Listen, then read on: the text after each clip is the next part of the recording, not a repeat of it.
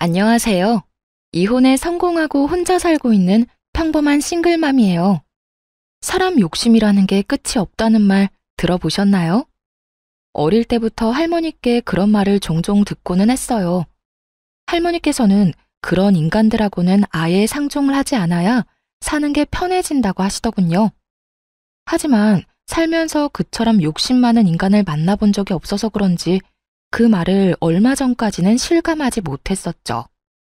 그리고 이혼을 하면서 그런 인간의 바닥까지 본 것 같은 기분이 들었고, 이렇게 사연글을 쓰게 됐네요. 저는 부동산을 가진 아버지의 외동딸로 태어났고, 커서는 아버지의 부동산을 관리하는 일을 시작했어요.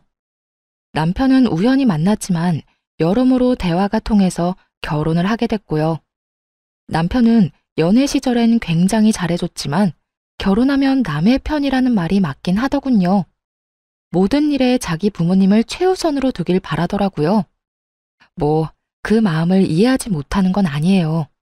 사람 마음이야 다 비슷하잖아요. 아마 저도 마찬가지일 거고요. 그때와 같은 일이 벌어진다면 저 역시 저희 부모님을 최우선으로 두고 싶을 테니까요. 무슨 일이냐고요? 결혼 3년 차에 시부가 암에 걸리셨거든요. 이미 진행되고 있는 상황이었기에 솔직히 상태가 좋은 건 아니었어요. 모두가 침울해하고 있는 그때 시모가 그러더군요. 아가, 내가 너희 시아버지 돌보는 게 너무 힘들구나. 나도 몸이 성한 곳 없는 건 마찬가지고 집에서 내가 기댈 곳도 너뿐이다.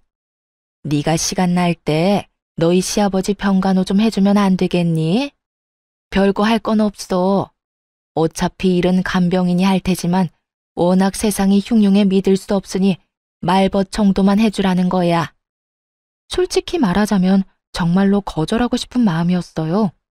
아픈 사람을 돌본 경험도 없는 제가 시부를 간병한다는 건 얼토당토 않은 일이라고 생각했거든요. 그렇지만 고민이 될 수밖에 없었던 이유는 아픈 사람이 그 누구도 아닌 시부였다는 점이었어요. 결혼 초에 며느리 사랑은 시아버지라는 말을 그대로 실천해준 분이 시부였거든요. 실수해도 너그럽게 넘어가 주시고 시댁 식구나 남편과 싸우면 저를 달래주는 사람은 시부뿐이었거든요. 고민은 짧았어요. 하기로 결심했죠. 그렇다고 시부를 온전히 혼자서 볼 수는 없다고도 생각했고요. 어머님, 제가 아버님 간병할게요. 그런데 저도 하나 제안할 게 있어요. 병간호를 한다고 했지만 저한테만 맡기지는 말아주세요. 아버님도 저만 보는 게 아니라 다른 가족들도 만나는 게 좋을 것이고 저도 일이 있을 때는 빠질 수 있어야 하는 일에도 지장이 없을 테니까요. 그 정도는 허락해 주실 거죠? 그렇구나. 일리 있는 말이야. 딸들이랑 아들도 돌아가며 아버지 병간호 하기로 하자. 다들 알아들었지? 시모가 그렇게 말해주었기 때문에 괜찮을 거로만 생각했어요. 그런데 아니더군요. 시누이들과 남편은 제게 일을 미루기 바빴거든요. 새언니, 오늘은 야근이 있어서 못 가요. 내일은 회식이 있고요. 저도 좀 힘들어요. 이번에 소개팅 때문에 저도 결혼은 해야 하잖아요. 어리고 철없는 신우들이야 그렇다고 쳐요. 결혼도 안 한 아직 놀기 좋아하는 아이들이었으니까 이해 못할 것도 없었죠. 그런데 문제는 남편 놈도 정말 철없이 구는 것이었어요. 당신도 잘 알잖아, 나 일 많은 거. 이번 주는 도저히 시간이 안 돼. 접대도 하러 가야 하고. 그리고 솔직히 우리 가족 중에 당신이 하는 일 제일 편하잖아. 앉아있기만 해도 돈 들어는 관리인인데 내 생각도 좀 해줘. 가뜩이나 쉬는 날도 별로 없는데 그런 날까지 아버지 수발들러 가야겠어? 이런 건 당신이 좀 해줘도 되잖아. 100번 양보해서 여기까지도 참을 수 있긴 했어요. 열은 받았지만요. 그러나 이해할 수 없는 시모의 행동은 마치 불난 집에 부채질을 하는 것 같았죠. 예, 나 오늘 모임 있다. 내 간병 차례인 거 알기는 하는데 저번부터 잡혀있던 약속이라 미룰 수가 없네. 그러니까 네가 나 대신 오늘 병간호 좀 하거라. 솔직히 별로 할 것도 없지 않니? 그리고 시아버지가 아프면 며느리가 모시는 게 어떻게 보면 당연한 도리 아니니? 그러니까 너도 며느리 도리한다고 생각하고 시아버지 잘 모셔. 너도 우리랑 가족이 되고 싶잖아. 이번이 그 기회라고 생각하면 되지. 그런 말을 하며 제가 시부를 모시는 것을 정당화하려고 하더군요. 그렇게 장장 3년을 시부를 돌봤어요. 그 정도 기간이 제 한계였네요. 아무리 시부가 잘해줬다고 하지만 이제는 항암 치료뿐 아니라 치매 증상까지 나타났거든요. 그렇게 되니 더는 감당할 수 없겠더라고요. 그래서 가족들이 있는 곳에서 말했죠. 아버님, 이제 더는 못 모시겠어요. 저도 요즘 바빠서 시간 내기 힘들어요. 그리고 다들 저한테 맡기고 자기 스케줄 보러 가잖아요. 제가 여태 모신 만큼 당분간은 다른 분들이 아버님 모셔주세요. 당신은 어떻게 그런 소리를 아무렇지도 않게 해?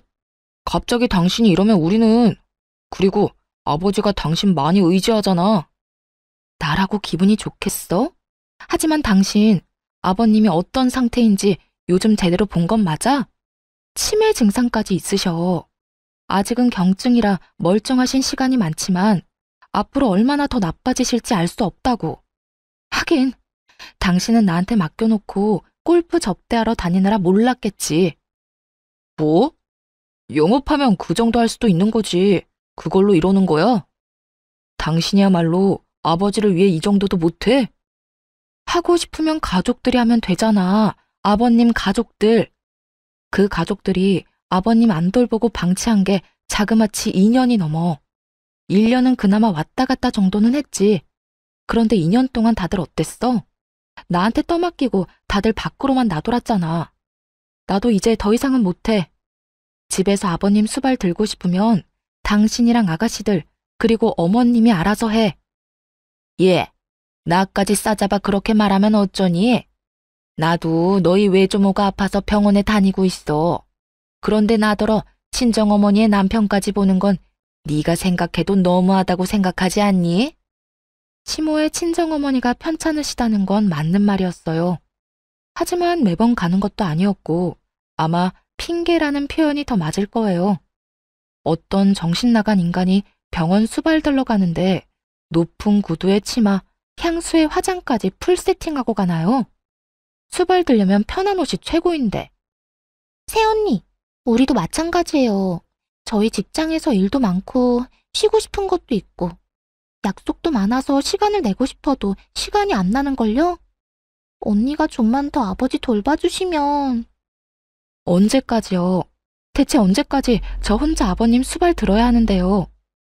애초에 제가 병간호하겠다고 한 조건은 가족들 모두 함께 아버님 돌보는 거였어요. 그런데 지금 어떻죠? 저 혼자만 일주일 내내 보고 있잖아요.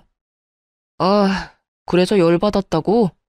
상황이 이렇게 됐으니 당신이 어느 정도 희생은 해야 할 거 아니야. 여기 다 바쁜 사람들밖에 없는데. 희생이라고 했나요? 진짜 열받더라고요.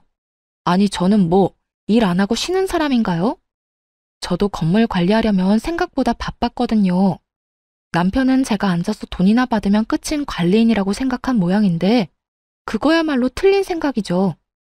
언젠가는 아버지 부동산을 다 물려받을 테고 그걸 관리하는 법을 아버지에게 배우면서 일하고 있는 것과도 같았거든요. 열받아서 욕이라도 하려다가 좋은 생각이 났어요. 시부 병수발 초창기에 시부가 해준 이야기가 있었거든요. 그걸 이용하면 이 시댁이 뒤집어지는 꼴을 제대로 볼 수 있겠다 싶었죠. 그래? 알았어. 그럼 내가 계속 아버님 수발 들게. 기회를 주려고 해도 제 발로 차버리는데 어쩔 수 없는 거 아니겠어? 이렇게 이야기하니 시모가 의아한 눈으로 제게 물었어요. 기회라니, 그게 무슨 말이냐? 네, 아버님이 초반에 제가 수발드는 거 보시더니 고맙다고 사망보험은 수령인을 제 이름으로 해주고 싶다고 하셨거든요. 괜찮다고 말씀드렸더니 앞으로 당신 돌보는 사람에게 주시겠다고 하셨어요. 뭐? 그래서 너는 뭐라고 했는데? 제가 며느리이긴 하지만 피가 섞인 가족도 아니고 배우자도 아니잖아요. 그래서 부담스러워서 받지 않으려고 했는데 이러면 어쩔 수 없죠. 제가 아버님 옆에서 계속 눈도장 찍는 수밖에요. 이 말을 듣더니 시모와 신우들의 눈이 휘둥그레지더군요. 그러고는 순식간에 몸을 숙이며 말하더라고요. 예, 그런 일이 있었으면 미리 말했어야지.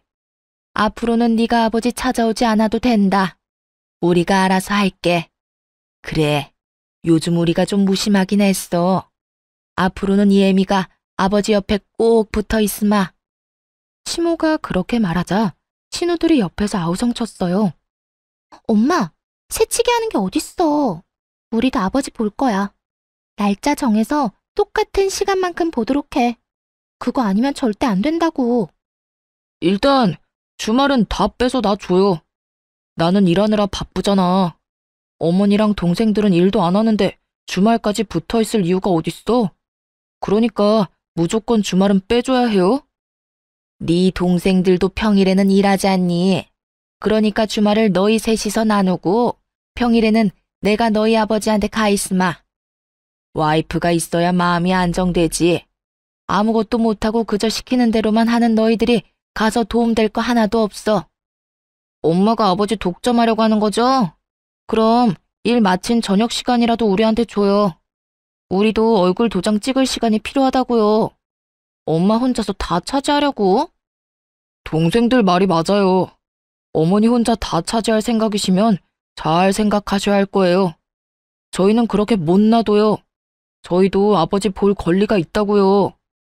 남편 놈까지 그 보험금에 넘어가서는 권리를 운운하고 있는 꼴이 너무 웃겼어요. 속으로 진짜 소리내서 웃고 싶은 거 겨우 참고 있었네요. 그렇게 나한테 떠넘기려고 혈안이 됐던 네 사람이 이제는 서로 아버지 보겠다고 말다툼하는 것 자체가요. 사실 시부가 보험금 수령인 이야기를 한 건 맞아요. 하지만 해준다고 못박아 말씀하신 건 아니었죠.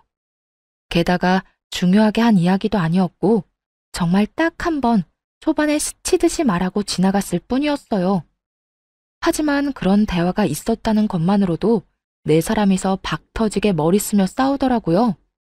서로 시부를 돌보겠다고 하는데 아우, 속에 막힌 돌덩이가 쑥 내려가는 기분이랄까요? 그렇게 수발드는 모임에서 드디어 한 발 빠지게 됐죠. 돈 앞에 장사 없다는 걸 깨닫게 되었네요. 그리고 이 시댁 인간들이 얼마나 돈에 환장하는지도 이때 알았고요. 그 이후로는 시부를 보러 간 적이 없네요. 문병 정도로 짧은 시간 다녀온 적은 있어도 제가 갈 때마다 시댁 식구들의 견제가 심해지는 통에 오래 있지도 못하고 바로 돌아와야 할 정도였죠. 편했어요. 이제 별다른 문제 없을 거라 생각하며 평온한 하루를 보냈어요. 그런데 제가 애를 낳고 쉬는 동안에도 아버지가 월급을 대신해서 용돈을 꼬박꼬박 챙겨주셨거든요. 그 용돈이 남편 월급보다도 많다는 걸 시모와 신우들이 알게 된 것이 화근이 되었고요. 친정아버지가 저 고생하는 거 보기 싫다고 사위인 남편에게 액수를 오픈해버렸거든요. 이 정도까지는 도와줄 테니 내 딸한테 무리시키지 말라고 으름장을 놨던 거죠. 뭐 그런 말을 들었다고 사람이 금방 바뀌는 건 아니었지만요. 대신 시모와 신우들의 눈이 바뀌긴 했죠. 예, 너 혹시 돈 좀 있니? 네 시아버지도 저렇게 아프고 내가 돈 쓸 곳이 있는데 돈 나올 곳은 없으니까 힘들구나. 혹시 돈을 좀 빌려줄 수 있어? 한 300만 원이라도. 많이 급하신가 보네요. 용돈으로는 감당하기 어려운 금액이기도 하고, 그런데 제가 그냥 빌려드릴 수는 없고 차용증을 썼으면 좋겠어요. 제가 아버지에게 용돈을 받긴 하는데 그 돈이 다 아버지 명의 계좌에 들어가 있어서 그냥 드릴 수는 없거든요. 괜찮으시겠어요? 괜찮다마다. 차용증이야 얼마든지 써줄 수 있어. 그러니까 좀 부탁한다. 염치가 없다고는 생각한다만 그래도 이렇게 도와줄 사람이 옆에 있는데 대출이나 금융기관 돌아다니는 것도 웃기지 않니? 어차피 일을 안 해서 대출 금액도 안 나오겠고 말이지. 주절거리는 시모를 뒤로 하고 차용증을 써줬어요. 그런데 그 뒤로는 신우들도 와서 돈을 빌려가더군요. 웃긴 건 갚을 생각은 않고 계속 빌려만 가더라고요. 마치 ATM에서 돈 꺼내 가듯이 말이죠. 처음에는 별말 안 했어요. 차용증이라는 강력한 문서가 있었으니까요. 남편은 이걸 아는지 모르는지 별 생각이 없어 보였고요. 그렇게 시모와 신우 둘이 빌려간 금액이 2년 만에 1억 정도로 불어나더군요. 당시가 결혼한 지 6년쯤 됐을 때예요. 그 금액을 이 인간들이 어떻게 감당하려고 그러나 슬슬 걱정이 되기 시작할 무렵 친정엄마에게 안 좋은 소식이 들려왔어요. 뇌졸중으로 고생하며 재활에 전념하던 어머니에게 2차로 뇌경색이 발견된 거예요. 게다가 이번에는 반대쪽 뇌였기 때문에 결국 양쪽 다 제대로 못 쓰는 처지가 된 거죠. 재활 전문병원에 입원하셔서 한참을 치료받았지만 상태가 그리 호전되진 않았어요. 외로움 많이 타는 어머니를 병원에 홀로 있게 두는 것도 좀 그랬고, 그렇다고 아버지에게 어머니 병간호를 부탁하는 것도 어려운 일이었죠. 아버지도 당뇨를 포함해 여러 지병에 시달리고 있었으니까요. 무리를 하거나 스트레스를 받을수록 몸 상태가 더 안 좋아지셨거든요. 결국 이번에는 친정어머니 병간호를 하기 시작했어요. 집에서 모시는 건 아니었고 병원에 가서 보는 거였으니 그나마 마음은 좀 편했죠. 그런데 남편 놈이 어이없는 딴지를 걸더군요. 나 당분간 우리 친정엄마 병간호 때문에 병원으로 출퇴근할 예정이야. 집에 없으면 병원 가 있는 줄 알고 있으면 돼. 장모님 병원에 입원하셨잖아. 근데 너까지 꼭 병간호하러 가야 해? 간병인도 있다며. 간병인이랑 엄마 둘만 두는 거 내가 싫어. 우리 엄마 외로움을 얼마나 많이 타는데. 지금 엄청 심적으로 힘드실 거라 옆에서 위로해드리고 싶어서 그래. 그래서 지금 친정어머니 모시느라 애들이며 나며 다 내팽겨치겠다고? 당신 이렇게 이기적인 사람이었어? 나도 지금 바쁜 사람이야. 진급을 눈앞에 두고 얼마나 중요한 시점인데 네가 이러면 나는, 애들은. 여태 내가 다 케어했잖아. 그러면 당신도 좀 양보라는 걸 해. 언제까지 나한테 다 의존할 건데? 그렇게 싸웠음에도 결론은 나지 않았어요. 아니, 제게는 이미 친정엄마를 병간호해야 한다는 확고한 결론이 있었고 남편 놈에게는 저를 절대 못 보내준다는 확고함이 있었으니 이야기는 평행선만 달리고 있었죠. 그리고 며칠 뒤 시모가 연락이 와서는 헛소리를 짓거리더군요. 아니 너는 어떻게 시집 온 애가 친정에 목을 매니? 너 죽어도 이 집 귀신이야. 네가 여기 시집 왔다는 건 그런 뜻이라고. 그리고 나도 요즘에 네 시아버지 수발 드느라 얼마나 힘든 줄 아니? 어깨도 허리도 빠져나갈 만큼 아파 죽을 것 같아 얘. 아니, 수발 드느라 안 힘든 사람이 어디 있어요. 저도 다 해봐서 알고 있어요. 그걸로 생색내시면 안 되죠. 아니 얘, 너희 어머니는 중병이라며. 그러면 전문가한테 맡겨놓으면 될 일이지 왜 너까지 나서서 이래? 너 친정엄마 수발 들러 갈 거면 내 수발이나 들어. 시어머니가 힘들어 죽겠는데 어딜 간단 말이니? 어머님, 내로남불이 무슨 뜻인지 아시죠? 내가 하면 로맨스, 남이 하면 불륜. 어머님이 뭐라고 하시면서 저한테 아버님 병수발 들라고 하셨는지 기억 안 나세요? 어머님 친정어머니께서 아프셔서 아버님 못 모신다면서요. 왜요? 어머님은 친정에 그렇게 다니셔도 되고 저는 안 돼요? 왜죠? 왜 우리 엄마는 제가 병간호하면 안 된다는 거죠? 그렇게 말하니 시모도 말문이 턱 막힌 모양이었어요. 하지만 아마 시모는 친정엄마 수발 같은 거 든 적도 없었을 거예요. 대신 놀러나 다녔겠죠. 그렇지만 수발 든다는 이유를 대고는 놀러 다녔으니 반박할 말도 없었을 거고요. 야, 너 우리 엄마한테 이게 뭐 하는 짓이야? 우리 엄마한테 따지는 거야 지금? 와, 너 진짜 웃긴다. 아버지 아파서 다들 아버지 모시느라 힘든데 어떻게 너 혼자 이렇게 태어내? 너는 왜 이렇게 이기적이야? 너도 우리 가족이라고. 우리 결혼한 거잖아. 그러니까 그러면 너도 내 가족이지. 우리 부모님 아파서 저러고 있는데 나한테 병간호도 못 가게 하는 게 남편이야? 그러는 네가 사위냐고. 웃기지도 않아? 보험금 탐나서 거기 붙은 인간들이 이제는 나 아버님 얼굴도 못 보게 하는데 태어나지 않을 건 또 뭔데? 뭐? 너 지금 말 다 했어? 넷이서 알아서 잘 모시고 있잖아. 나한테는 기회 줄 생각도 없으면서. 그리고 아버님 돌볼 정도로 건강한 어머님한테 내 수발이 필요하다고 생각해? 두 손 두 발 못 쓰는 우리 엄마는 왜 내 병간호조차 못 받게 하냐고 왜? 내가 친정엄마한테 간다니 그건 싫으니? 싫다는 게 아니잖아. 굳이 네가 장모님을 모실 필요가 있느냐는 거지. 왜? 아버님 수발에 육아 집안일까지 다 네 거 될까봐 걱정이야? 차라리 그런 이야기를 했으면 가사 도우미라도 붙여두겠다고 했을 텐데. 너 노선 진짜 잘못 잡았어. 나 묶어두려는 모양인데 그거 완전 꽝이라고. 이기적인 인간? 그거 너 이야기 아니야? 한바탕 화를 내고는 시댁에서 혼자 나왔어요. 있어봐야 좋은 소리 들을 것도 없고 열만 받았을 테죠. 그리고 저 인간들은 지금 자기들이 뭘 잘못하고 있는지도 몰랐어요. 제가 성격도 모르고 있었고요.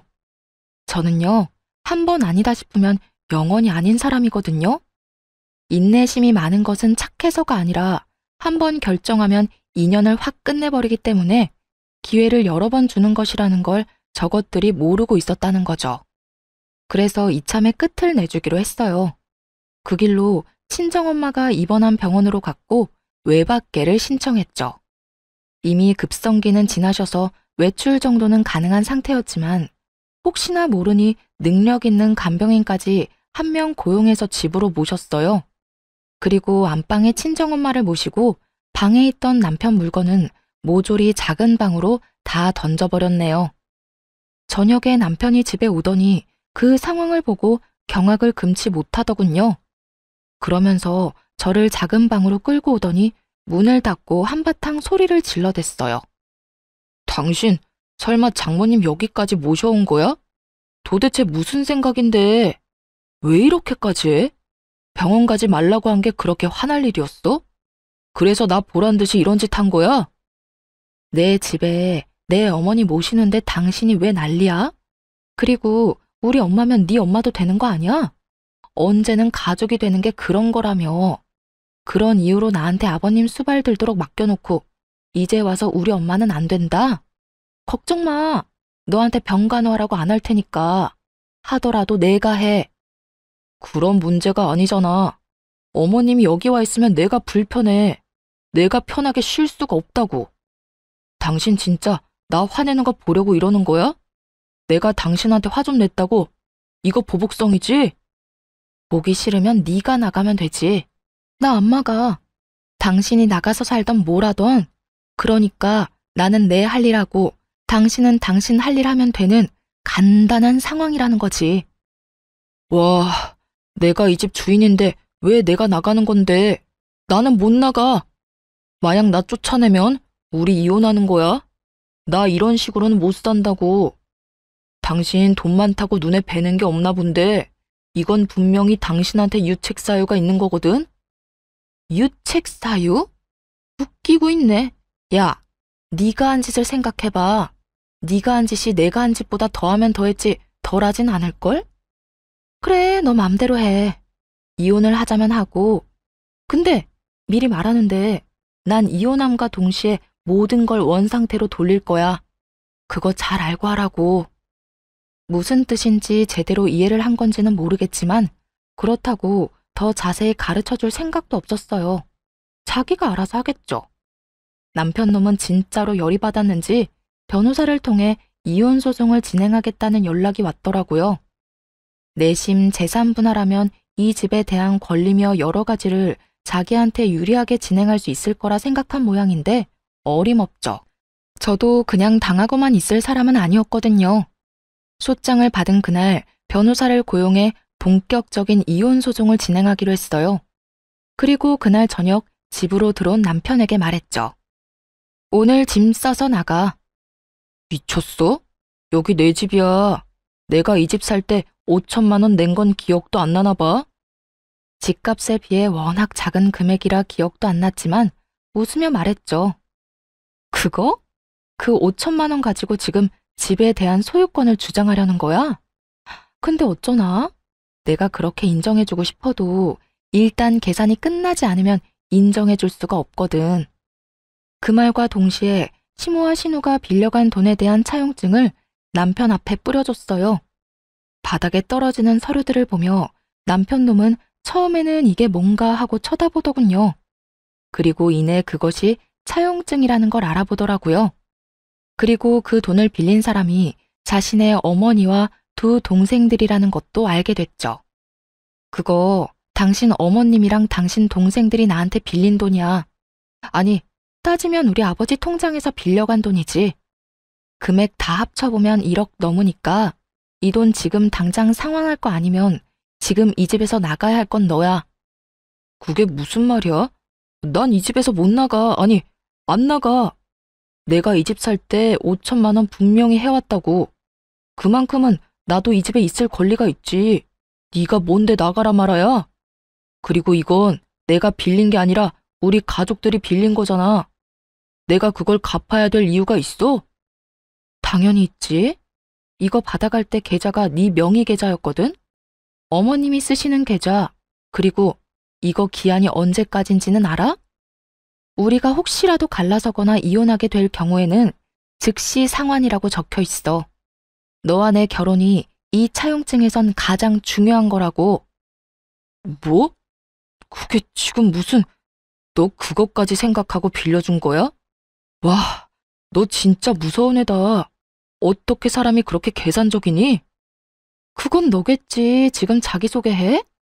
하긴, 너야 너희 집이 망하든 말든 뭔 상관이겠어? 넌 너만 잘 살면 되지? 어머님이나 동생들이 1억 못 갚아서 집이라도 팔면 참 좋겠다. 그런데 그렇게 되면 너한테 같이 살자고 하지 않을까? 뭐? 너 진짜 그렇게까지 해야겠어? 그렇게까지 해서 돈 받아낼 생각인 거야? 당연한 거 아니야? 이혼하면 나 그 돈 다 회수할 건데. 만약 못 돌려줄 거면 이 집이라도 나한테 줘야 원금이라도 줄 거 아니야. 아니면 이 집에 대한 5천만 원 주장하고 1억을 다 갚으려고? 난 뭐 그것도 괜찮아. 1억이 어디서 나오느냐가 너한테 문제지 나한테 문제겠어? 남편 놈은 얼굴이 시뻘개져서는 이게 도대체 무슨 말이냐며 난리를 치더군요. 남편 놈이 화를 내거나 말거나 짜증을 내거나 말거나 남편 짐부터 다 꺼냈어요. 그리고 거실에 차곡차곡, 아니 내팽개쳤죠. 남편은 그런 건 관심도 없는지 차용증부터 확인하더군요. 그게 진짜인지 확인하고 싶었던 모양이에요. 아니 그런데 설마 가짜를 들이밀었겠어요? 물론 원본이 아니라 사본이긴 했죠. 원본을 보여줬다가 무슨 일이 일어날 줄 모르니까요. 남편 놈은 거기에 찍힌 시모와 신우의 도장, 그리고 사인까지 확인한 뒤에야 정말로 당황하기 시작하더군요. 그러더니 황급히 주머니를 뒤져 시모에게 전화를 걸더라고요.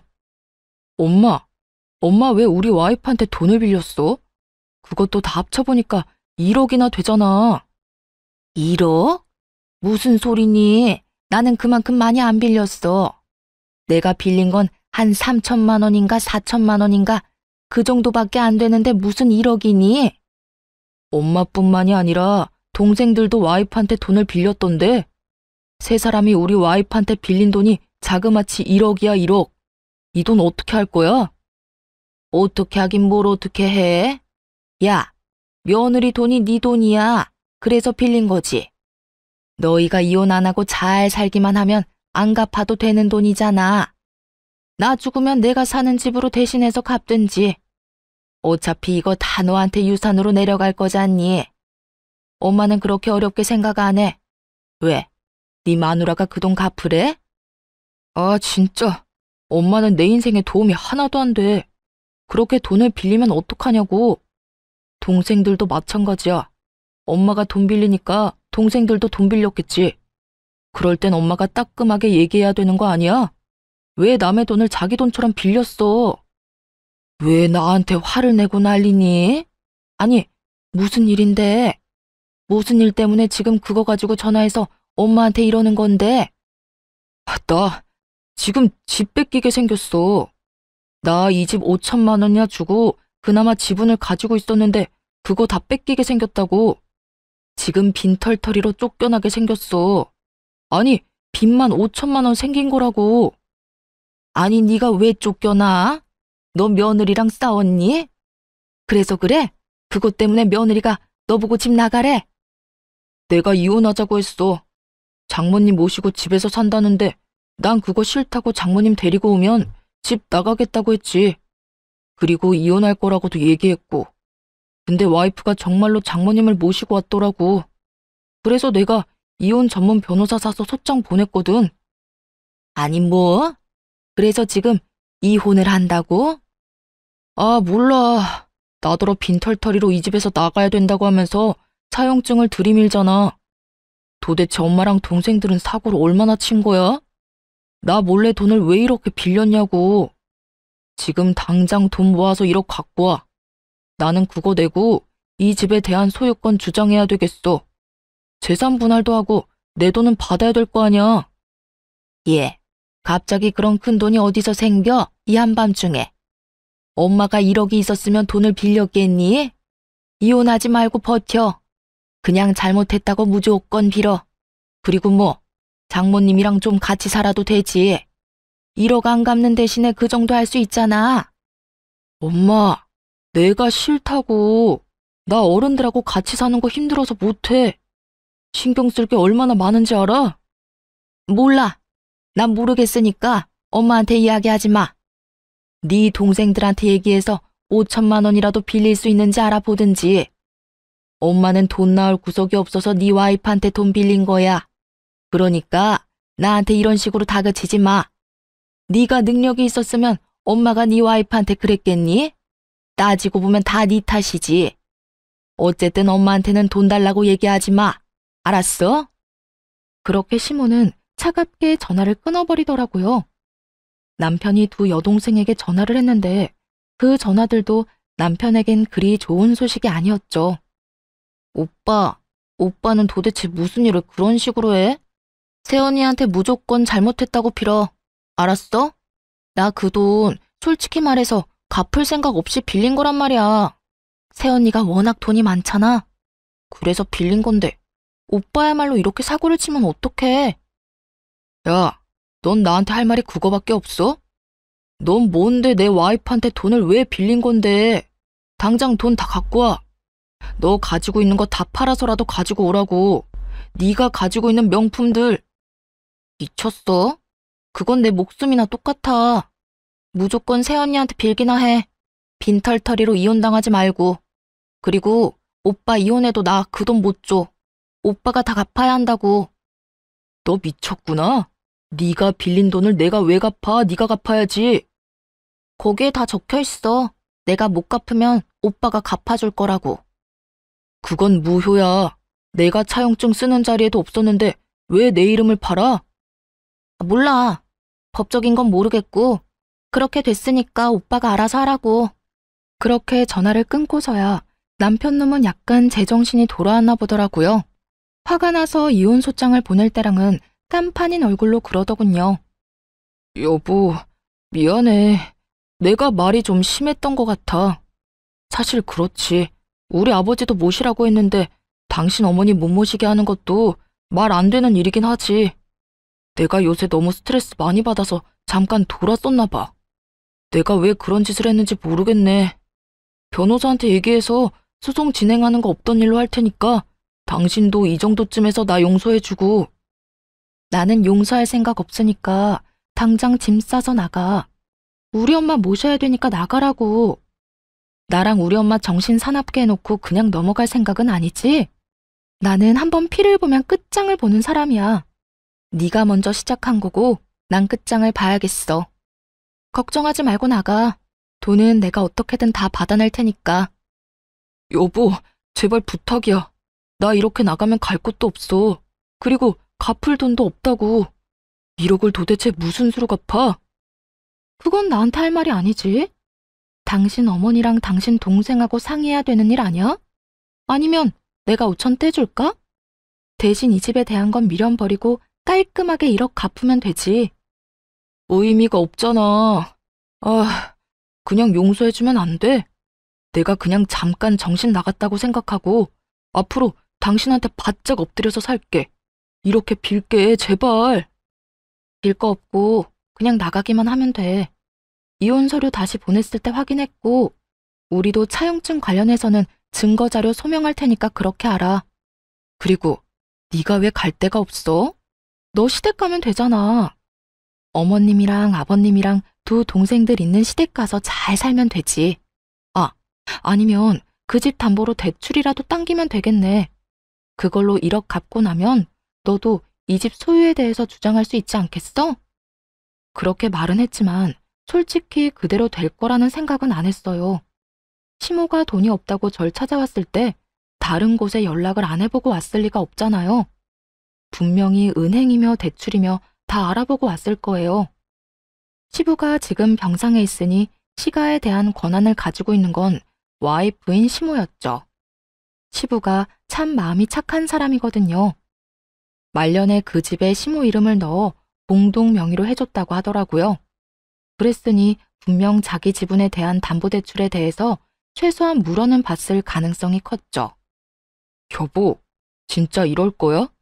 우리 같이 산 세월이 있는데 한 번 실수한 거 가지고 이러는 건 아니잖아. 한 번 실수? 너 한 번만 실수한 거 아니거든? 나한테 여러 번 실수했어. 그간 내가 참아준 거고. 내가 왜 참아줬는 줄 알아?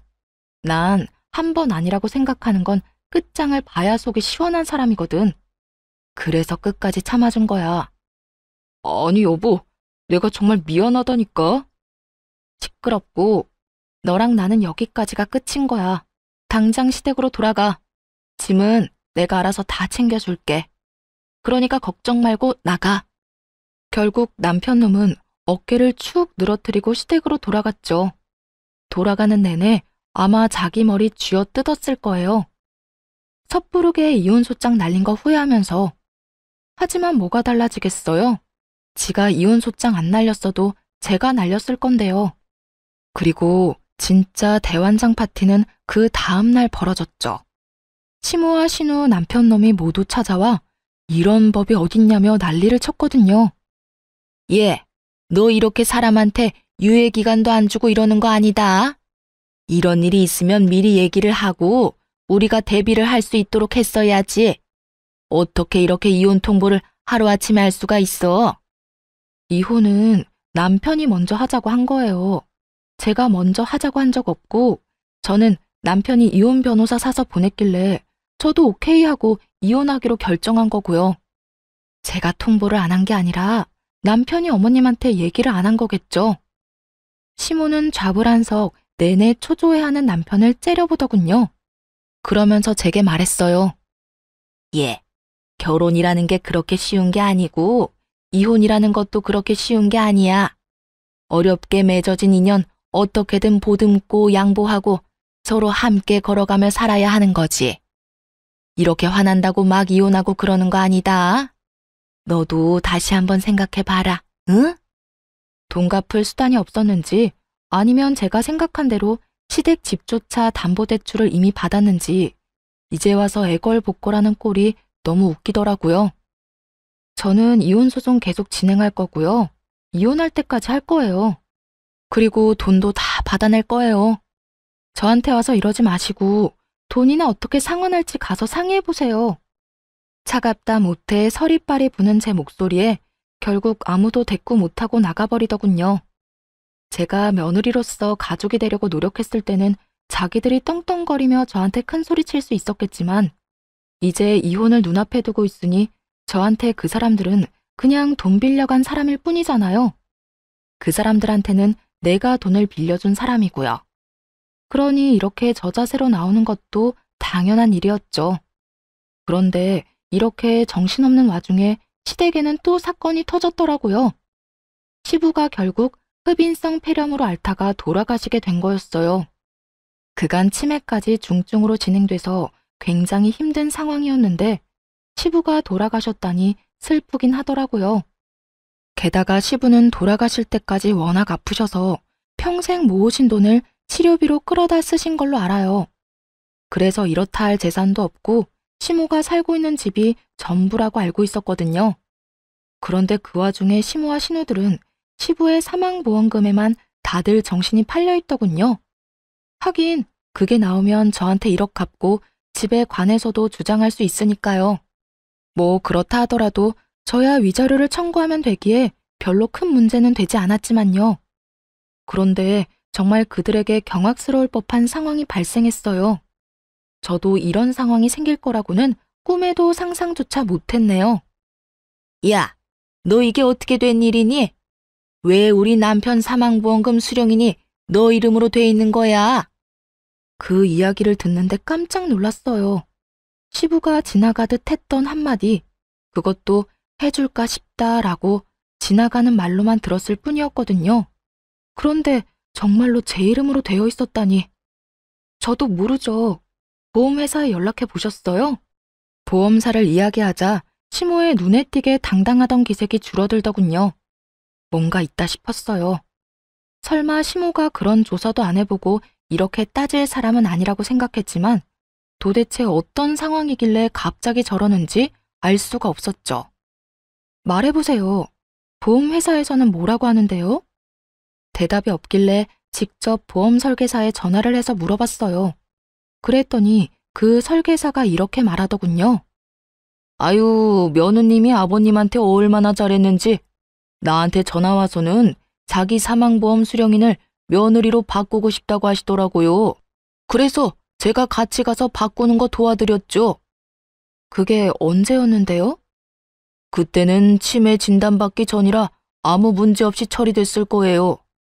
암 진단받은 지 2달 만에 바꾸신 거라 저도 의아해서 물어봤더니 며느리가 자기 수발 드느라 고생이 많다고 이거 주고 가면 손자에게도 도움이 되지 않겠냐고 하시더라고요.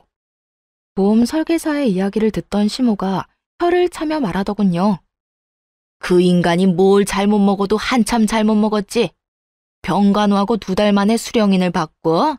아니, 돈 많은 며느리 걱정을 왜 해? 돈 없는 우리나 걱정해야지. 아마 아버님은 저희가 이혼할 거라고는 생각 안 했겠죠.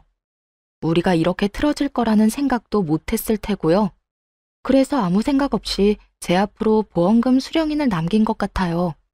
게다가 그건 다른 가족들에게 경고의 메시지이기도 했을 거예요. 너희들이 나를 방치하면 내가 며느리에게 더 잘해준다는 경고. 그런데 문제는 그렇게 해놓고 치매에 걸려버린 거죠. 그래서 보험 수령인에 대한 건 새까맣게 잊고 정신없는 나날을 보내셨던 거고요. 사망보험금은 얼마나 되는데요? 금액은 얼마 안 돼요. 1,000만 원 정도예요. 사망보험금이 1,000만 원밖에 안 된다는 말을 듣고 한숨이 나왔어요.